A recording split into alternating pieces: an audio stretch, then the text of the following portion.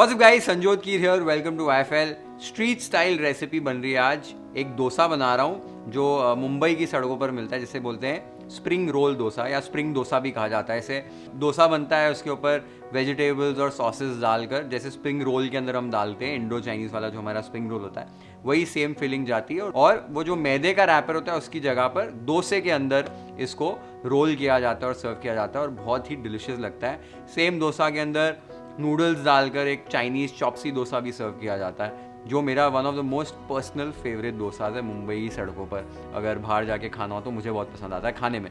अब ये रेसिपी के लिए दो कंपोनेंट्स हैं, एक आटा है जो डोसा का आटा है, और दूसरी ये फिलिंग है। दोनों चीज़ें बता रहा हूँ। जो आटा है, मुंबई की सड़कों पर जो डोसा बनता है, जो वेंडर्स डोसा बनाते हैं, क्योंकि उसके ऊपर बहुत सारी चीज़ें डालकर पकाई जाती हैं, इसके लिए डोसा के आटे में कुछ चीज़ें ऐड की जाती हैं, थोड़े अलग तरीके से बनता है। तो वही डोसा का आटा आज आपको बता रहा हूँ, और फिर फिलिंग बनाएंगे और फिर उसके बाद डोसा बनाकर वो फिलिंग डालकर इसको सर्व करेंगे। बहुत ही डिलिशियस ये स्प्रिंग रोल डोसा बनता है। तो डोसा का आटा कैसे बनाना है इस रेसिपी के लिए, वो देख लेते हैं। तो यहाँ पर मैंने 400 ग्राम उकड़ा चावल लिए हैं, ये ऐड कर दीजिए एक बोल में। साथ ही में 100 ग्राम बिना छिलटे की जो उड़द दाल होती है वो ऐड कर दीजिए। अब इस दाल और चावल को आपको 3 से 4 बार पानी से अच्छे से धो लेना है, जब तक कि जो पानी है वो क्लियर नहीं हो जाता है। तो 3 से 4 बार मैंने दाल और चावल को धो लिया अच्छे से। जब अब पानी इसमें ऐड कर रहा हूँ, आप देख सकते हो पानी एकदम क्लियर है। इस स्टेज पर यहाँ पर मैं आधा टीस्पून मेथी के दाने डाल रहा हूँ, जो फर्मेंट करने के लिए हेल्प करेंगे आटे को। अब दाल और चावल को आपको 3 से 4 घंटे के लिए सोक करने रख देना है। आप ओवरनाइट भी दाल और चावल को सोक कर सकते हैं। दाल और चावल सोक होने के बाद आप देख सकते हो किस तरीके से अच्छे से फूल चुके हैं। इस स्टेज पर ये जो पानी था वो आपको निकाल देना है। पानी निकालकर अब एक मिक्सर ग्राइंडिंग जार में दाल और चावल को आपको ट्रांसफर करना है और थोड़ा पानी डालकर आपको बैटर को पीस लेना है। तो जो आटा आपको पीसना है, लगभग 1.5 से 2 कप लग जाते हैं ये आटा कंप्लीट पीसने को। अगर आपके मिक्सर ग्राइंडिंग जार की कैपेसिटी कम है तो 2 बैचेस में, 3 बैचेस में आप आटे को पीस सकते हैं। अगर आपके घर पे वेट ग्राइंडर है तो उसमें भी पीस सकते हैं। लगभग 1.5 से 2 कप पानी इसमें लगता है। जो आपका बैटर है वो semi thick, semi thin consistency बीच में ऐसा होना चाहिए, बहुत ज़्यादा पतला या गाढ़ा नहीं होना चाहिए। वही कंसिस्टेंसी में बैटर को पीस लीजिए। मैंने आज जो बैटर पीसा है उसमें 2 कप पानी लगा है। बैटर पीसने के बाद इसकी कंसिस्टेंसी कैसी है वो देख लेते हैं। आप देख सकते हो ये बैटर की कंसिस्टेंसी कैसी है।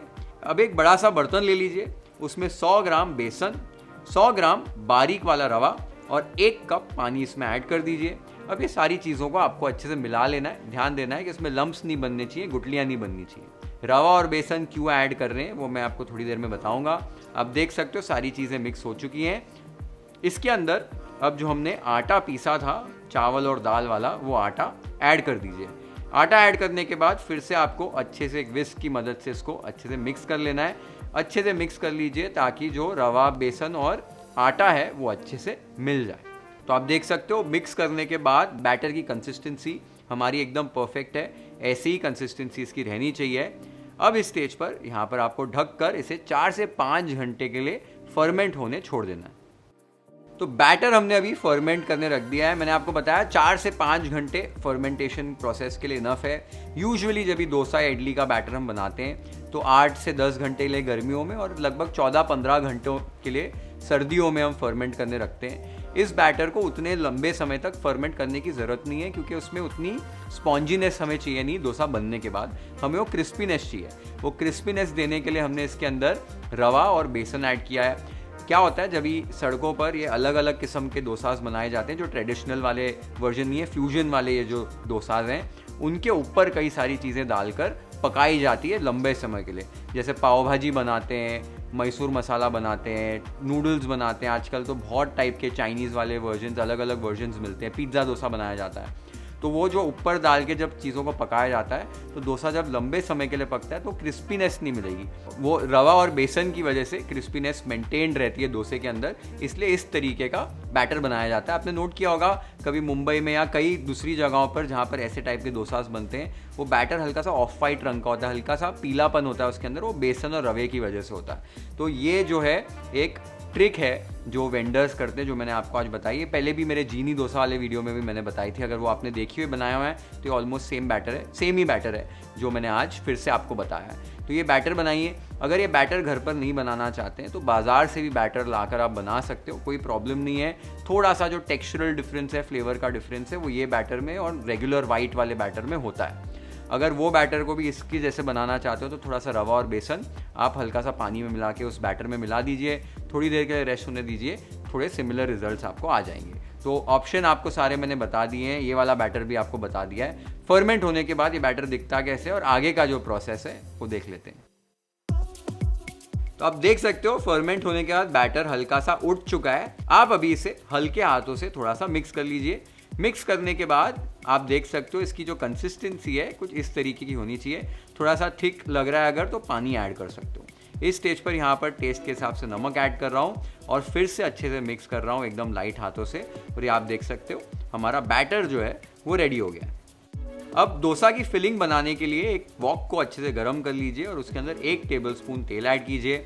अब 1 स्लाइस किया हुआ प्याज, आधी श्रेड की हुई कैबेज, 1 जूलियन की हुई गाजर, 1 जूलियन की हुई capsicum, 3 tablespoon schezwan sauce, 3 tablespoon ketchup, 2 tablespoon red chilli sauce, taste के हिसाब से नमक, 1 चुटकी गरम मसाला पाउडर, 1 टीस्पून कश्मीरी लाल मिर्च powder, 1 teaspoon soya sauce, 1 teaspoon vinegar, खूब सारा ताज़ा कटा हुआ स्प्रिंग अनियन और थोड़ा सा चॉप किया हुआ ताज़ा कटा हुआ धनिया। ये सारी चीज़ें एक साथ ऐड करके आपको अभी स्टर करनी है और स्टर करके हाई फ्लेम पर 2 से 3 मिनट के लिए आपको पकानी है। यहाँ पर आपको फिलिंग को बहुत ज़्यादा पकाना नहीं है, एकदम सब्जियाँ जो हैं वो क्रंची ही रहनी चाहिए। और आपने देखा होगा सॉसेस थोड़ी सी ज़्यादा डाली है, एकदम सॉसी फिलिंग यहाँ पर आपको बनानी है क्योंकि डोसा में से हम ऐड करने वाले हैं। तो 2 से 3 मिनट बाद आप देख सकते हो कि हमारी स्प्रिंग रोल डोसा की जो फिलिंग है वो रेडी हो गई है। इसे एक बोल में आप ट्रांसफ़र करके साइड पर रख दीजिए। तो फिलिंग बनाना आपने देखा कितनी आसान है। थोड़ी सी सॉसी फिलिंग बनाइए क्योंकि डोसा के अंदर जब डालेंगे थोड़ा सा चटपटी लगनी चाहिए, सॉसी लगनी चाहिए। जब भी हम स्प्रिंग रोल्स बनाते हैं मैदे वाले तो इतनी सॉसी नहीं बनाते कि जब भी फ्राई करें तो सॉसेस जो हैं वो सॉफ्ट कर देती हैं कवर को, लेकिन यहाँ पर वो नहीं होगा। डोसा एकदम क्रिस्प रहेगा आपका और वो सॉसी जो फिलिंग है वो बहुत अच्छी लगेगी खाने में। अब ये पूरे सारे डोसास की फिलिंग एक साथ बना ली है। तो ये जो फिलिंग है इससे लगभग 6-7 डोसाज या 8 डोसाज मैक्स ये फिलिंग से बन जाएंगे। और जो डोसा बैटर बनाए हैं वो लगभग 16-17 या 18 डोसाज बन जाएंगे, साइज़ पे डिपेंड करता है। मैं यूजुअली फिलिंग आधे ही डोसाज के लिए बनाती हूँ क्योंकि घर पे काफ़ी लोगों को सादा डोसा खाना होता है या सेजवान सादा या चीज़ सादा खाना होता है, तो फिलिंग सारे डोसाज में लगती नहीं है। अगर आप सारे डोसाज बनाना चाहते हो स्प्रिंग रोल वाले तो इससे डबल फिलिंग बनाओ। अगर डोसा ही 7-8 बनाना चाहते हो, 10 डोसाज बनाना चाहते हो तो जो बैटर है वो आधी क्वांटिटी बना सकते हो। तो ये क्वांटिटीज़ आपको बता दिए। ये फिलिंग एक साथ इसलिए बनाई है, सड़कों पर तो देखा होगा कि एक एक डोसा के ऊपर फिलिंग उसी टाइम डालकर बनाई जाती है, लेकिन घर पे वो करना प्रैक्टिकली पॉसिबल नहीं है। नहीं तो क्या होगा, आप एक एक डोसा के ऊपर फिलिंग बनाएंगे बार बार और आप किचन में ही रह जाएंगे। इसके लिए फिलिंग अलग से बना लो, बैटर अलग से बना लो। फिर आपने डोसा बनाया, फिलिंग ऊपर डाली, 2 मिनट के लिए पकाया, रोल किया, सर्व कर दिया। फटाफट डोसा निकलते जाएंगे किचन से और सबको फटाफट डोसा घर पे मिलते जाएगा।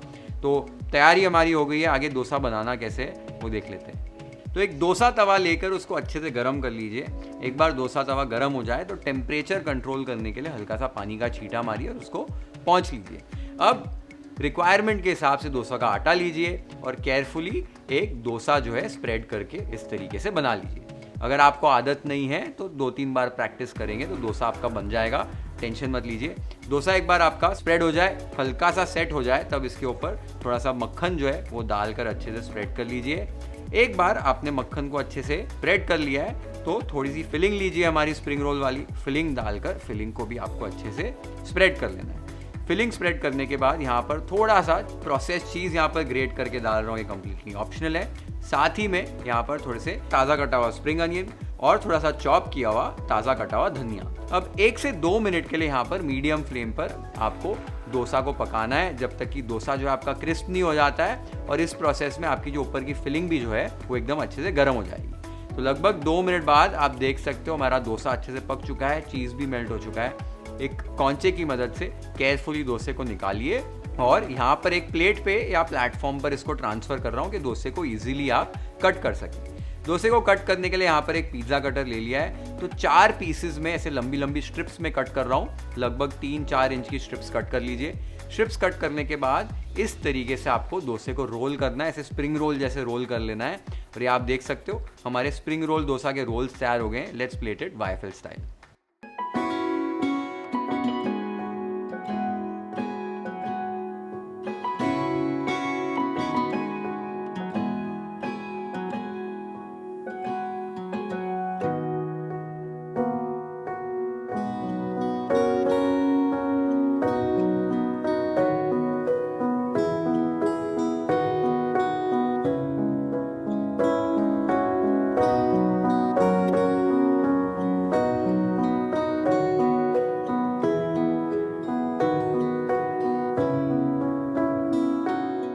आपने देखा एकदम परफेक्ट स्ट्रीट स्टाइल डोसा हमारा बना और इतना डिलिशियस लगता है। काफ़ी लोगों को लगता है डोसा के साथ बहुत ज़्यादा छेड़खानी नहीं करनी चाहिए, लेकिन पर्सनली मुझे ये अलग अलग किस्म के डोसास बहुत अच्छे लगते हैं। मैं कभी कभार जाता हूँ बाहर और मेरे 2-3 फेवरेट डोसा वेंडर्स हैं। एक तो मेरे घर के ही बहुत पास है जहाँ पर मैं बचपन से डोसा खाते आ रहा हूँ, और मुझे नूडल डोसा बहुत पसंद है।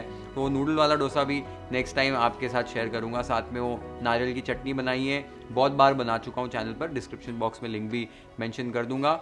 चीनी डोसा पहले बनाया हुआ है, वो अगर बनाना चाहते हो तो वो भी बना के देखो। और इनफैक्ट मेरा फर्स्ट एवर मेरी वाईएफएल रेसिपी एक फ्यूजन डोसा ही थी, पिज़्ज़ा डोसा बनाया था 7 साल पहले। तो आज थोड़ी सी वो वाली मेमोरीज ताज़ा हो गई हैं ये वाला डोसा बनाते हुए। ज़रूर बनाओ ये घर पे अपने रेसिपी, कमेंट्स बताओ मुझे कैसी लगी। Share this video with your friends and family, hit the like button if you like this recipe, follow and subscribe to YFL if you haven't yet. Have an amazing time with this beautiful spring roll dosa recipe at your home. Cheers.